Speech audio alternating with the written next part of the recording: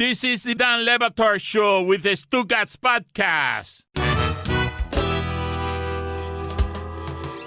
Jeff Pearlman is always exhaustive when he does his book writing. He talks to tons and tons of people, and I don't know if he's ever talked to more than you will find in his new book, Only God Can Judge Me, The Many Lives of Tupac Shakur. I also enjoy his work in and around all things sports. Check out his YouTube offerings. He's a great storyteller, and I want to talk to him a little bit about sports before we get into his book. So how nostalgic were you last night on the basketball, NBA on NBC, and more specifically, were you expecting anything from Michael Jordan other than a stiff 1-hour interview that they will cut up all season, because an hour of the GOAT's time is something that you will just sprinkle over this and many other seasons, I suppose. How dare you? How dare you speak of him that way? Don't you?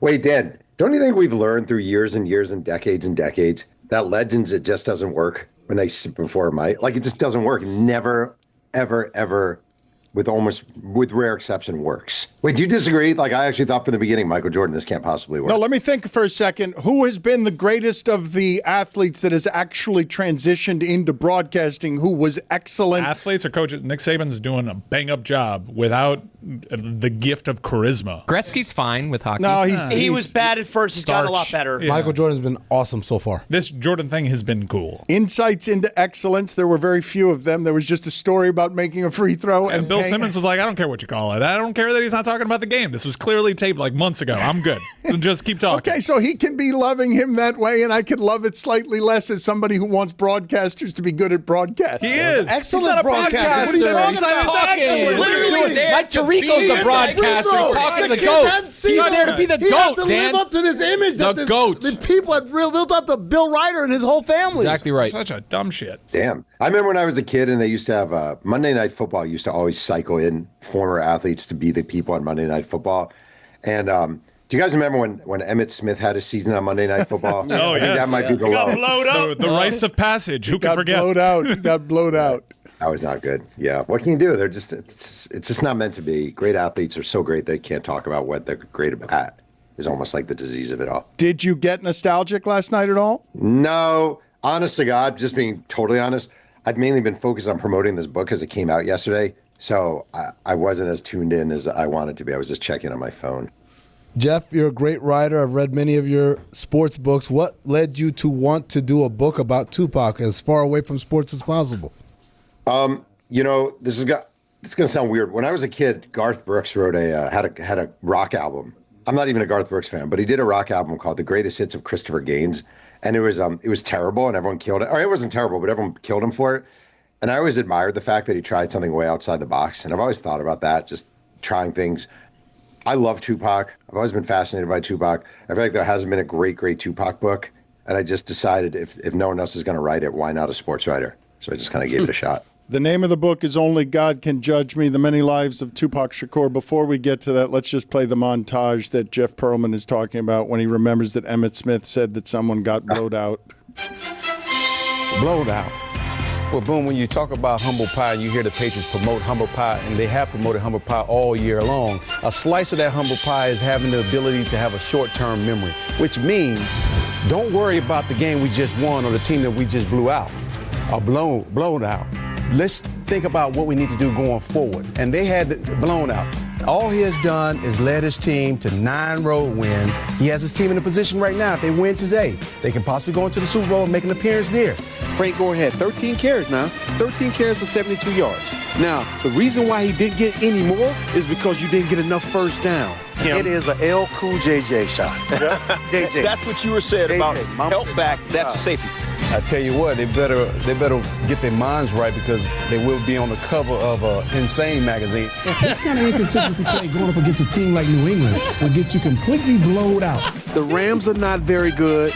Eli Manning has been given the rites of passage. The Patriots defense was one of the weakest links of the team.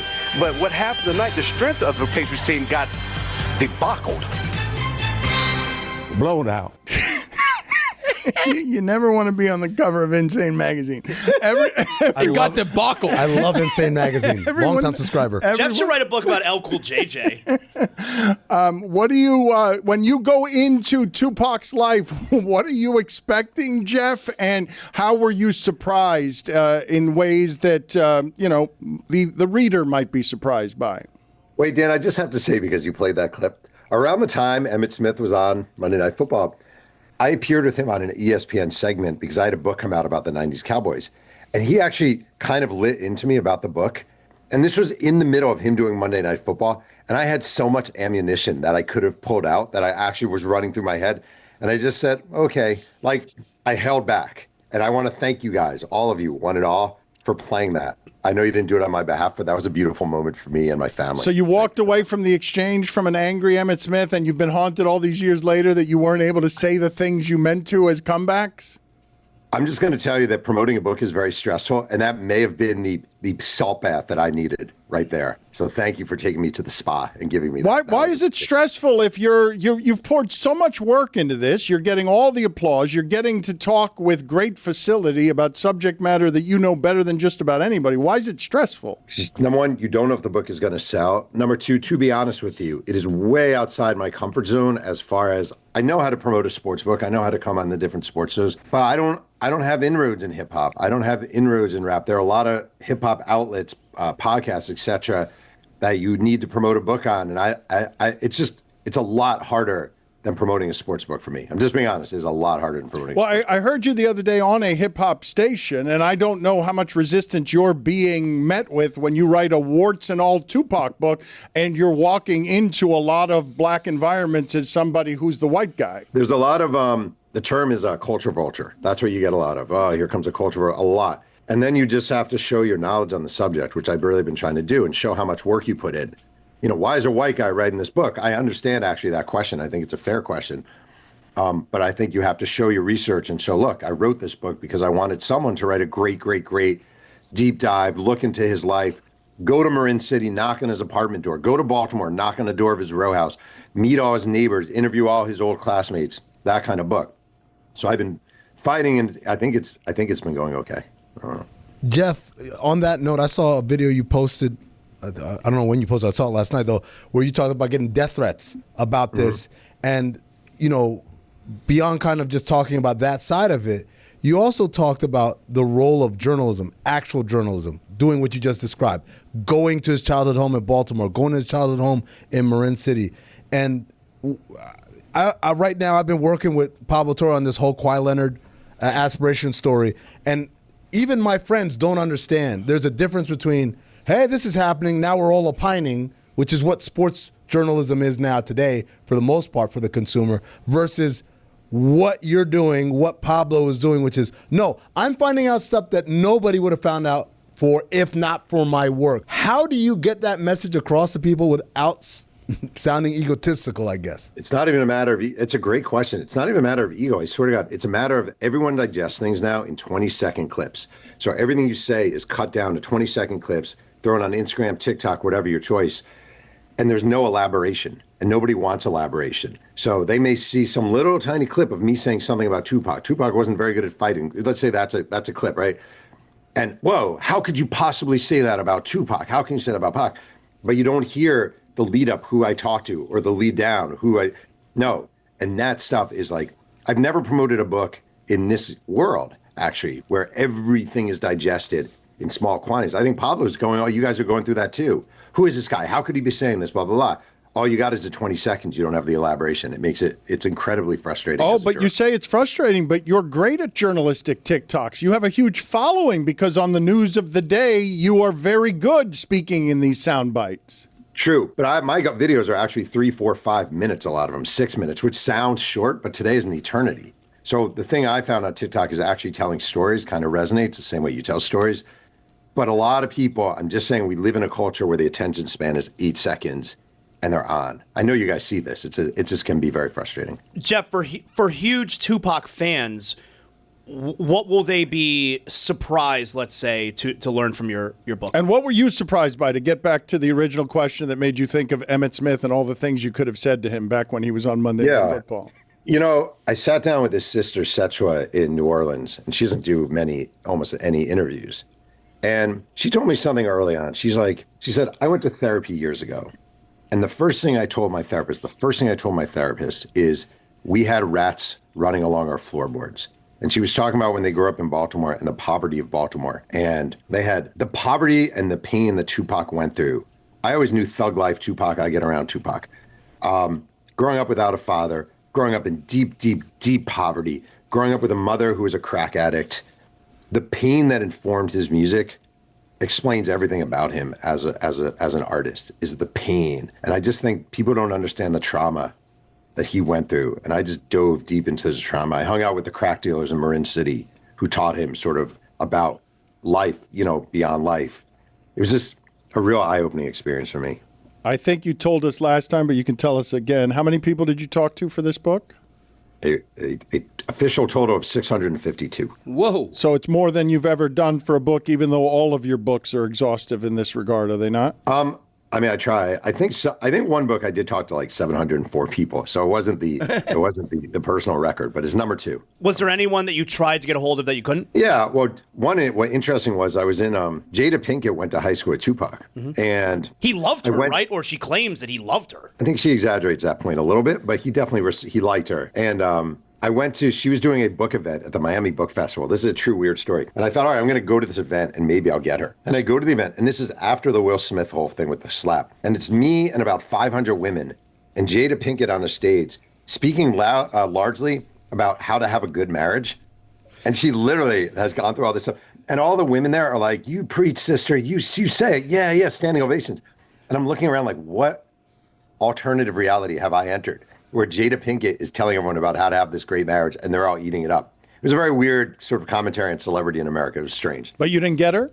I did not get her. I mean, I read her book. I talked to friends. I read past interviews. They went to Baltimore School of the Arts together. She was not well liked at Baltimore School for the Arts, actually. I interviewed about 50, 60 students who went there with both of them. It's called preaching to the choir, by the way, with that experience that you envisioned there. Jeff, question for you about an urban legend that I've heard for years, but I hope you can confirm for us. He did not get in a fight with Michael Jackson. No! I wanted it to be real. Not true. Did not get in a fight with Michael Jackson. I am sorry. He did. He did. I will say this, among other things. He dated. He dated Madonna. Wrote her kind of a breakup letter from prison, and she was basically like, he dated Lisa from Lisa and Cult Jam. Madonna did, in fact. I mean, not Madonna. Janet Jackson did, in fact, demand that she wouldn't do a kissing scene with him unless he got an HIV test in Poetic Justice. I talked to the production assistant who went in and had to tell him that Janet insists you get a AIDS test. And his response was, F her, F you. And they wound up doing the scene anyway, but he never got the AIDS test. So there's some other ones for you. All right, well, let's do this off the cuff here. Only God Can Judge Me, The Many Lives of Tupac Shakur. Let's have you sell the book by giving us what you believe to be, in order, the top 5 best facts you have in the book, because you just told a couple of very good stories there. So let's go 5, 4, 3, 2, 1, and I'm putting you on the spot. I know this is impossible. You're a quick thinker, and you've got a ton to choose from. So choose your 5, and I'm done filibustering now. Number 5, Jeff Pearlman. This is in no order, though. Okay, I found the... not what Dan wanted. I know. I'm doing my best. He's going to have to adjust, Dan. Yes, all right? Number 5. He's telling him to give away the most important parts of the book, and now he wants him to rank them too on the fly. After doing that to Zaz, I know the audience heard it. I heard it Zaz too. asked a question, and he's like, that question, my question now. That's right. I may as well go myself. Quick break here to talk to you about the official ticketing partner of the Dan Le Batard Show. Folks, it's Mike Ryan. You know how much I love this product. I use it frequently. I'm often buying tickets on the secondary market.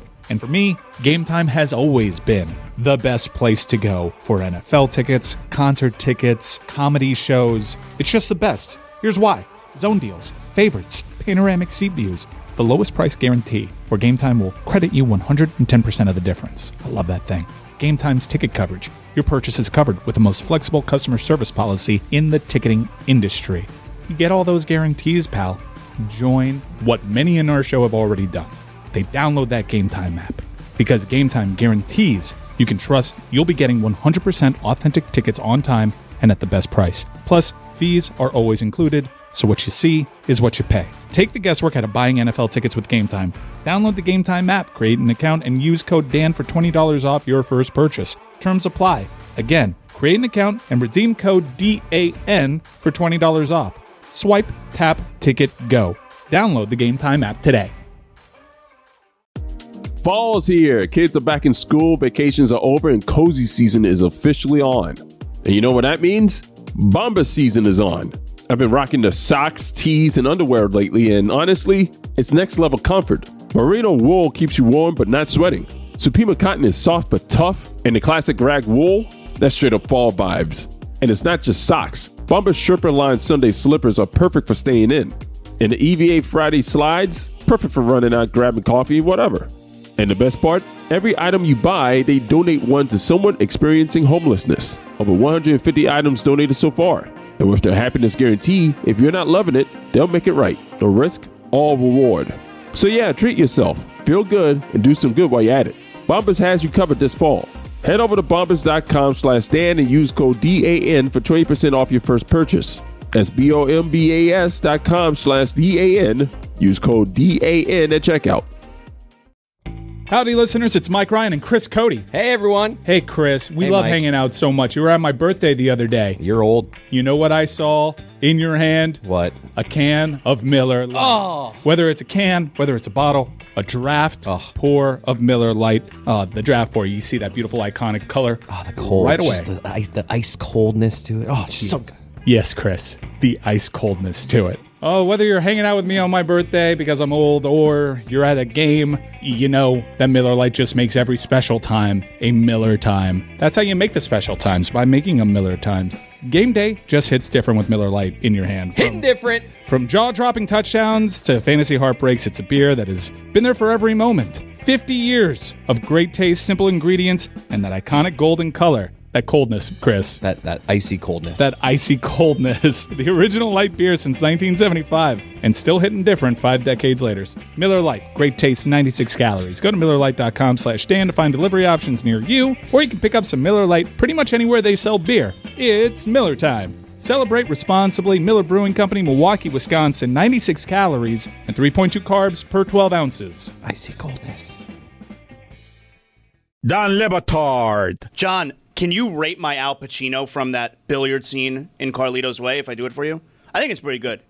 Yeah. Okay. Stugotz. You think you're big time? Or you're gonna die? Big time!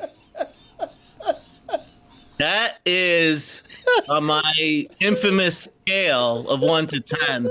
That's a 7.6. Solid. Good job. Good job. Good job. That's a Suey nominee right Feel there. good. Yeah. This is the Dan Batard Show with the Stugotz. All right, I'm going to do 5. I'm going to do it in order. Damn it. There you go. go. Number 5, I found the EMT. He'd never been interviewed before, who got to Tupac when he was shot at Quad Studios. There had always been rumors that Tupac shot himself in the ball because one of his shots, he got 3 shots, one in the head, one in the hand, one in the testicles. There are always rumors he shot himself in the testicles. I found the EMT. He lives in Maine. He'd never been interviewed before. He was surprised no one had ever interviewed him before. He confirmed to me there was no entrance wound through his pants or underwear when he shot himself, meaning he had to have had the gun in his waistband and shot his own testicle. Ooh, that's number 5. Tupac shot his own testicle is number 5. Faith had twins. I'd probably have two Pacs. Get it? Holy Tupac? shit. Number 4. All right. Number 4 is I found, this isn't a fact, this is a good reporting find. I hope that counts. Everyone told me he had a girlfriend in high school you need to talk to, Mary, but Mary doesn't talk to anyone, but you need to talk to Mary. I tracked down Mary. Mary was his high school girlfriend. She was a ballerina. She now lives in the middle of nowhere, Nebraska. First, she's like, I don't really want to talk. Then she said, you know what? I'll talk to you. I like what you're doing. She said, if you come out to Nebraska, you might want to see this. I don't know if this interests you, but my mom found about 150 love letters that Tupac wrote me under the bed in like a folder that I hadn't seen in 30 years. If you come out to Nebraska, I would let you read all the letters. Wow. So I flew out to Center City, Nebraska the next day, met her at a deli, and read through 150 like love letters, breakup letters, pain letters, joy letters that she had this woman had written Tupac when she was a 15-year-old in love with him. And the letters were amazing, beautiful, heartbroken. I hate my mom. I love my mom. Mary, I want to marry you. Let's get married. Let's have kids. Let's have sex. It was absolutely insane. Is any part of you like, this is Nebraska, though. Can you just send me a PDF? just take me a photo. I went to a deli in Nebraska. I met her there. They microwaved the bagels. Oh, no.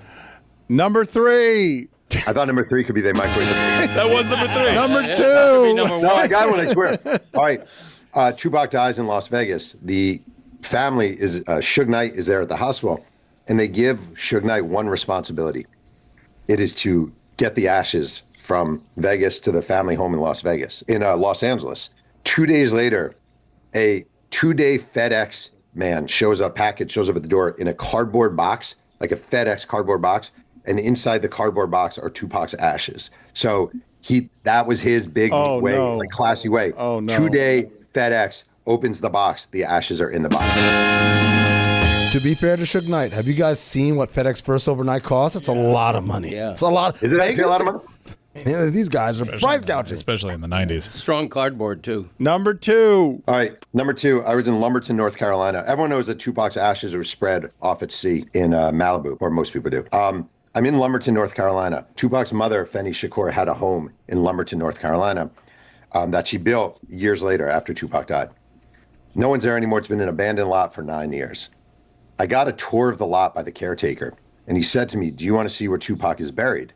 And I said, "What do you mean?" And he goes, "Do you want to see Tupac's grave?" And I'm like, "What do you mean?" He's like, "Just come with me." Before she died, Feni Shakur took the remaining Tupac ashes, buried them, has a tombstone up. So if you go to an abandoned lot in Lumberton, North Carolina, you can see the grave of Tupac Shakur. And I don't think anyone knows it's there.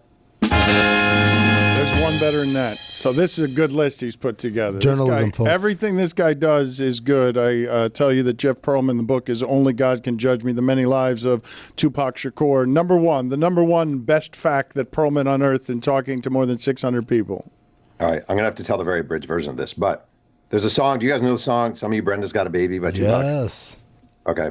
So Brenda's Got a Baby. Tupac was filming the movie Juice, and he's reading the New York Daily News outside his trailer in New York City. And there's an article called Cries in the Night about a 12-year-old girl who was raped by a cousin, delivered the baby on the bathroom floor, threw her baby down a trash heap.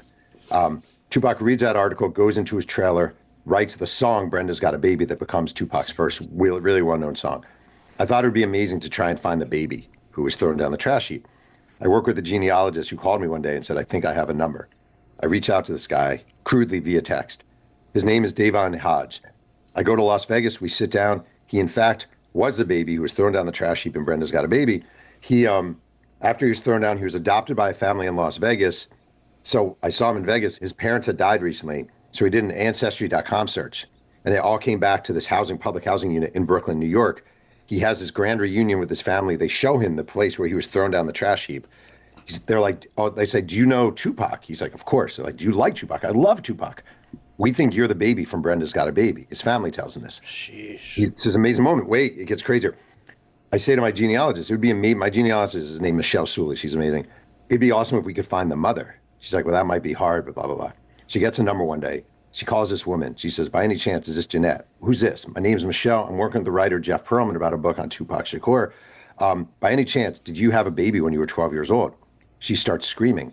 Oh my God, do you know where my baby is? Do you know where my baby is?" She's screaming and crying. Michelle says, "Yeah, we do. We found him." She goes, oh my God, I need to get home. I need to get home to Newark. I live in Newark."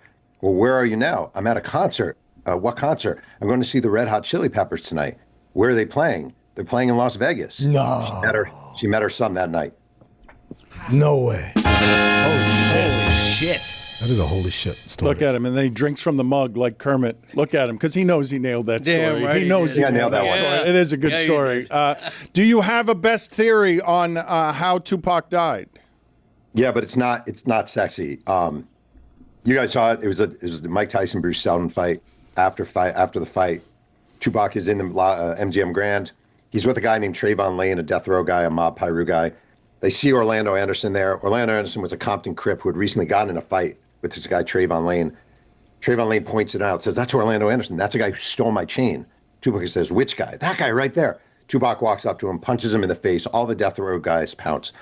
I interviewed Orlando Anderson's closest friend, the guy who was punched, and he said, there's no way Orlando Anderson could come back to Compton having gotten beat up publicly by a rapper. Like, he just couldn't. Later that night, Orlando Anderson is driving around looking for Tupac. Tupac is just randomly driving down the street with Suge Knight, hollering out at women along the strip in Vegas. Orlando Anderson is like, that's him right there. And they pull up on him and they shoot him. And it's not even a sexy story because everyone wants a grand Puffy or Biggie conspiracy. The truth of the matter is he punched the wrong person at the wrong time. And that guy happened to be a member of the Compton Crips and got a revenge killing and killed him. You're reporting that as fact, it feels like, and I don't Correct. think but that is not fact. I've not heard that reported as fact anywhere. Oh, no, it's been reported a lot of places as fact, and then it's surrounded by myth. I've talked to investigators, I've talked to people from death row, I've talked to people from the Compton Crips, I talked to Orlando Anderson's best friend. I personally, obviously, when you have a young death and a lot of conspiracy and Vegas and everything, you have a lot of rumors. But if it were not Tupac, if it were a guy named John Smith and another guy named Bob Jones, this would have been reported as fact long ago. Jeff, thank you for the work. It's always excellent. Only God can judge me now, the many lives of Tupac Shakur. Thank you, sir. Yeah, thanks for having me on. I appreciate it, guys. Writing a book sounds like a lot of work. Microwave, It is. microwave bagels?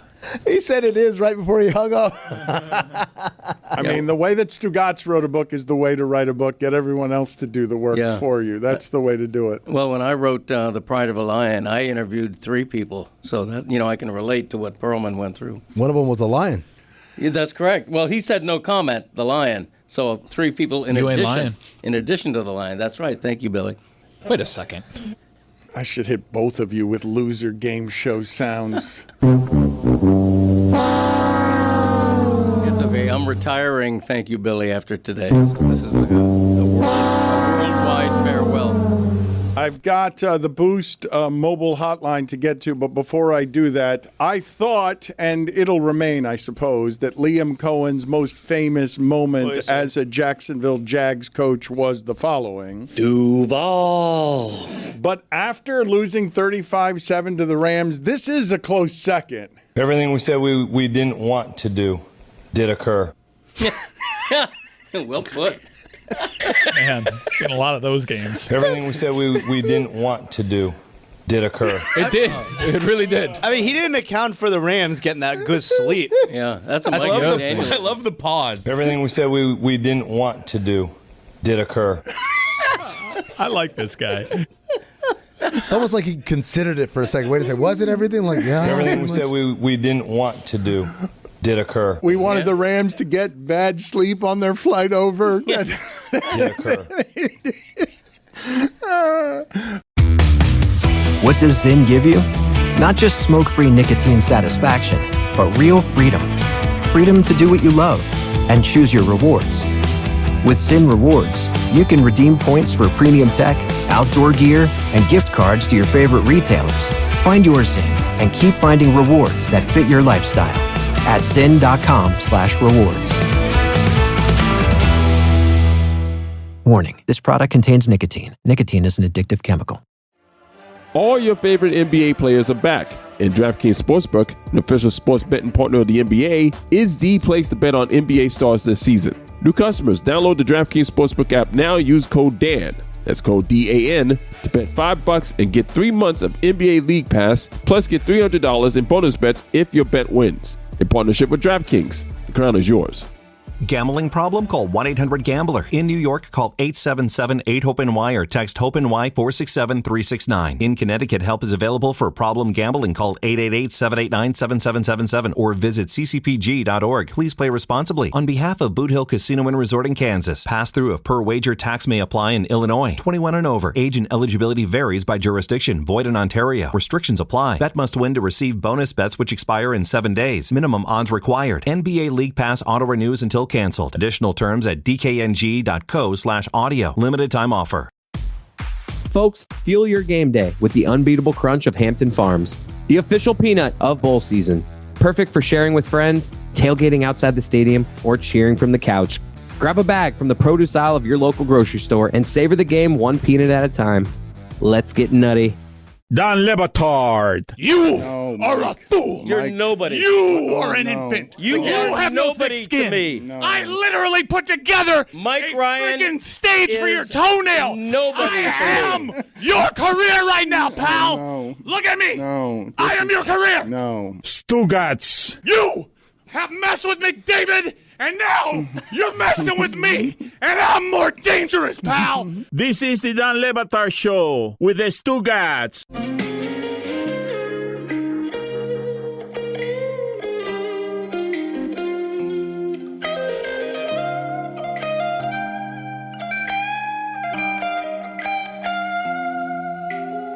The Boost Mobile hotline numbers 305-486-GOTS, 305-486-4689. That's right, Dan. The Boost Mobile Boldest Take is presented by Boost Mobile, the newest 5G network in the country. Three-pointers should not be described as from downtown. Three-pointers should be described as from the suburb.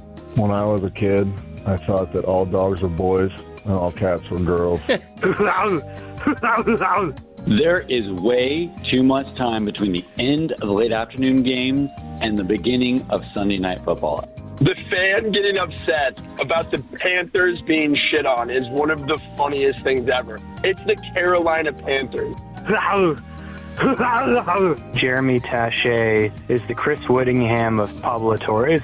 Last week, Dan said he had 2 outstanding bets from across the decades, and I just want to remind Dan that he has a 3rd outstanding bet that has never been paid. Dan guaranteed that a certain team would not lose, or he would eat poop. That team lost, and he never ate poop.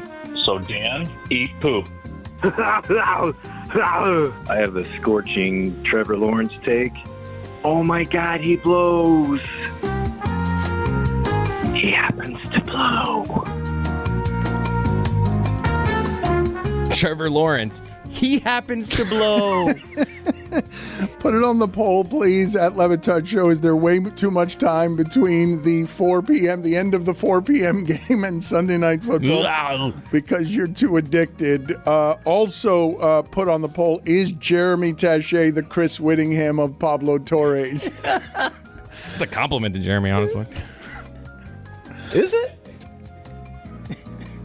How can there be too much time between? You need to shower. You need to get your life in order. You shower then? Talk to your wife. You've spent 6 hours, 7 hours in front of the television. You need that time to regroup before the single game that is Sunday night. Those 45 minutes are literally the get my shit together time. Order dinner. Quick dinner. Yeah, quick dinner. Boy. Yep. Guys, your ignorance is showing here. That little window right there is what we call the NASCAR window. That's right.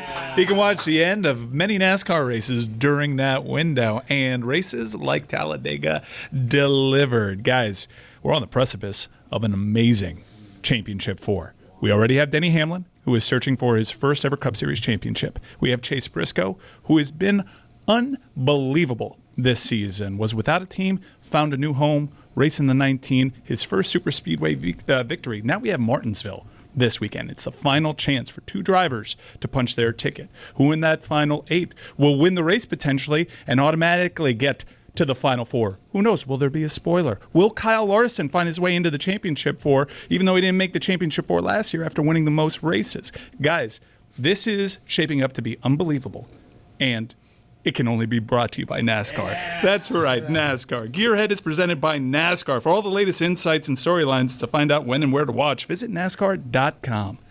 The punch their ticket reference is a train reference, correct? When you say someone punches their tickets on a destination. So it is a largely 100-year-old saying when people were most traveling by train, right? I'm just there are no other punch tickets. You punch a clock when you're punching in for work, but that's not a ticket. The only time a ticket is punched is when you're taking a train somewhere, correct? It's not even a bus. Jessica's got some disputes, Zaslow, with your bus story. Evidently, she doesn't believe some parts of your first-class bus story. Oh.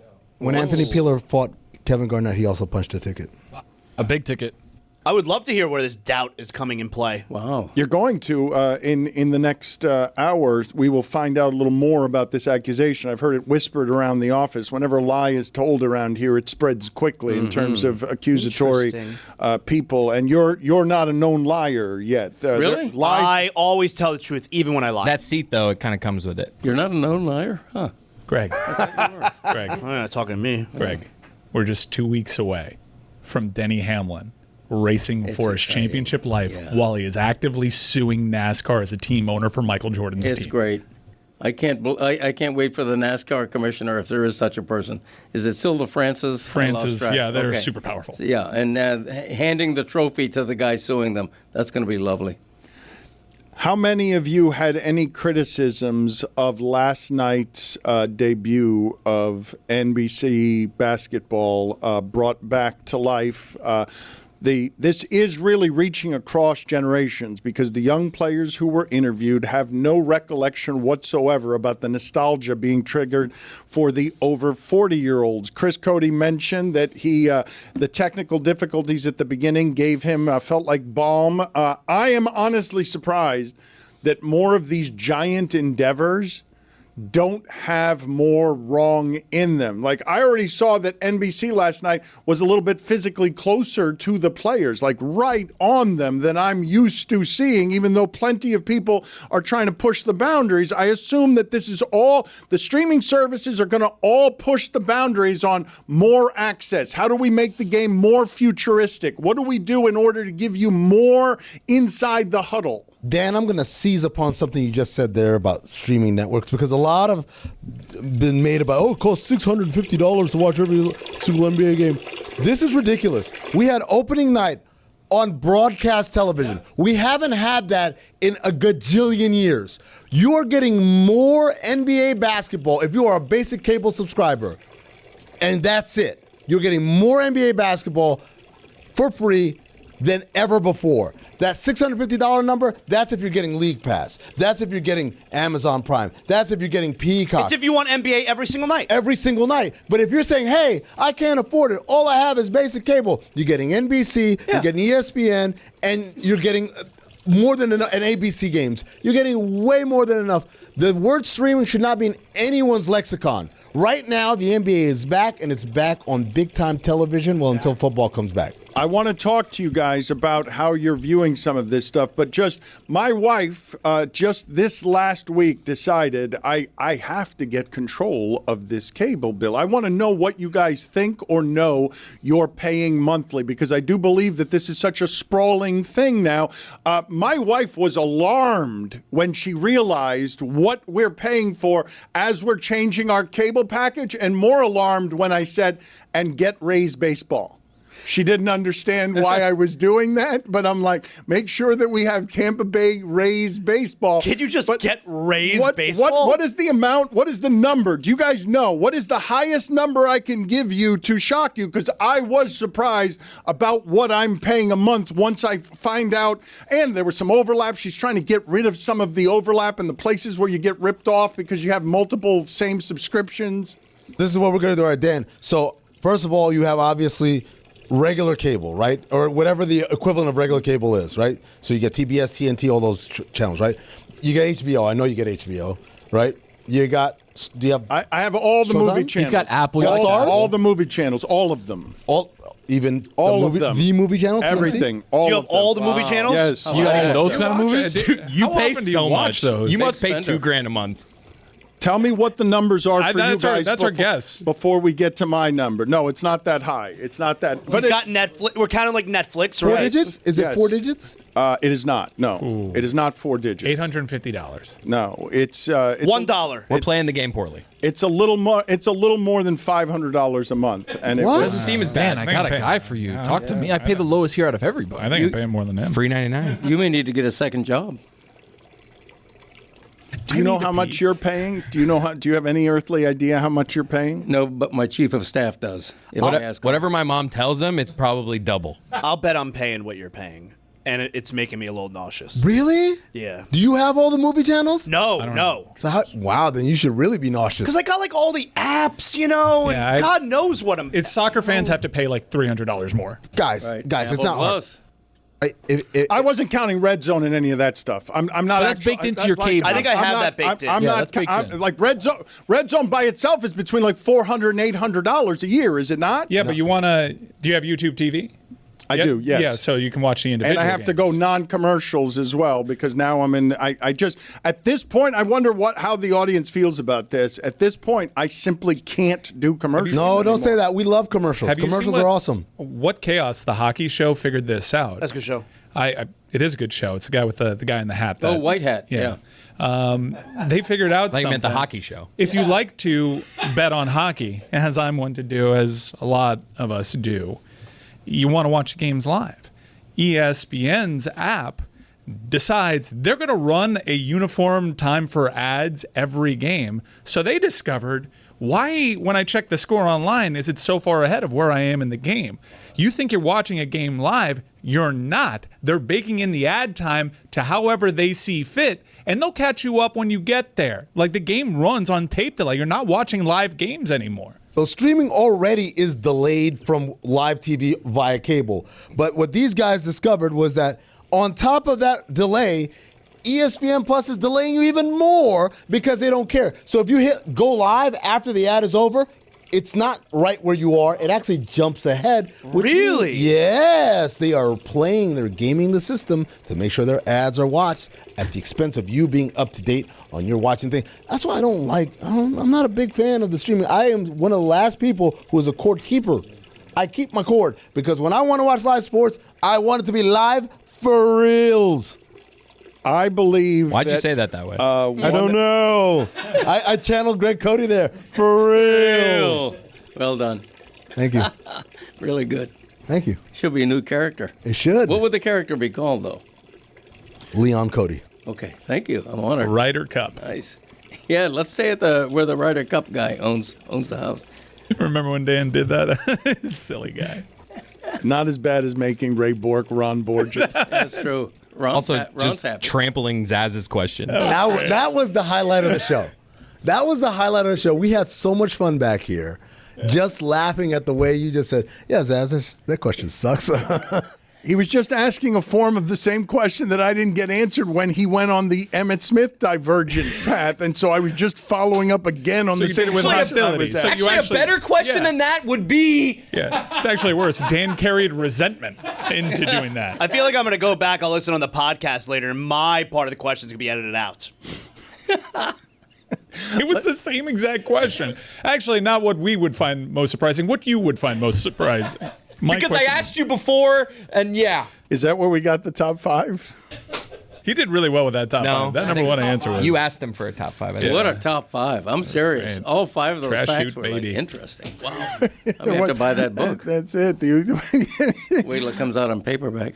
Hanging out with crack dealers. Yeah, he did some real journalism. That's a little bit harder to do than it used to be. 600. Most of the things you're reading and consuming don't talk to 600 and some odd people before they get published, and it's dying. And very few people actually want that kind of thoroughness because he's getting frustrated by our attention span that lasts 20 TikTok seconds. Did everyone get the Greg Cote joke there about when it comes out in paperback? Because I don't think that exists anymore as far as like, it used to be a big thing in publishing. It's a hardcover, and then you wait, the paperback comes out, and it's cheaper. Right. And I don't know if the listener now is aware of these 20 dynamics. CB. 20 CB. Where's that segment, Tony? Well, you're here. We could do it. You did do a promo tour real quick for your paperback release, right? This is a new and an improved Dan Le Batard show with the Stugotz. Gamble on by DraftKings. Howdy, listeners. It's Mike Ryan and Chris Cote. Hey, everyone. Hey, Chris. We Hey, love Mike. hanging out so much. You were at my birthday the other day. You're old. You know what I saw in your hand? What? A can of Miller Lite. Oh. Whether it's a can, whether it's a bottle, a draft pour of Miller Lite. The draft pour, you see that beautiful iconic color. Oh, the cold. Right away. Just the ice coldness to it. Oh, it's just so good. Yes, Chris. The ice coldness to it. Oh, whether you're hanging out with me on my birthday because I'm old or you're at a game, you know that Miller Lite just makes every special time a Miller time. That's how you make the special times, by making them Miller times. Game day just hits different with Miller Lite in your hand. Hitting different. From jaw-dropping touchdowns to fantasy heartbreaks, it's a beer that has been there for every moment. 50 years of great taste, simple ingredients, and that iconic golden color That coldness, Chris. That icy coldness. That icy coldness. The original light beer since 1975 and still hitting different 5 decades later. Miller Lite. Great taste, 96 calories. Go to MillerLite.com/Dan to find delivery options near you, or you can pick up some Miller Lite pretty much anywhere they sell beer. It's Miller time. Celebrate responsibly. Miller Brewing Company, Milwaukee, Wisconsin. 96 calories and 3.2 carbs per 12 ounces. Icy coldness.